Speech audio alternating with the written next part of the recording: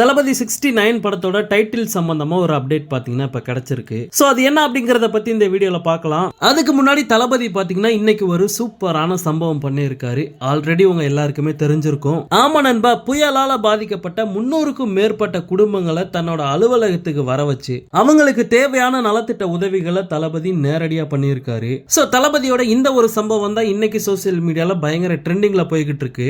இன்னொரு பக்கம் நிறைய பேர் இதுக்கும் என்ன சொல்றாங்க அப்படின்னா, விஜய் நேரடியா களத்துக்கு போயிட்டு இந்த உதவியை பண்ணாம எதுக்காக அவரோட இடத்துக்கு வர வச்சு இப்படி பண்ணிக்கிட்டு இருக்காரு அப்படிங்கிற மாதிரி கேட்டுக்கிட்டு இருக்காங்க. தளபதி இப்போ களத்துக்கு வந்தாரு அப்படின்னா அங்க எவ்வளவு பெரிய கூட்டம் கூடும் அப்படிங்கிறது நம்ம எல்லாருக்குமே தெரியும். சோ அப்படி இருக்கும்போது பொதுமக்களுக்கு நம்ம இடையூறா இருக்க கூடாது அப்படின்ட்டு தளபதி இப்படி ஒரு முடிவு எடுத்திருக்காரு. நல்ல விஷயங்களை எங்க இருந்து பண்ணாலும் கண்டிப்பா மக்கள் ஏத்துக்குவாங்க.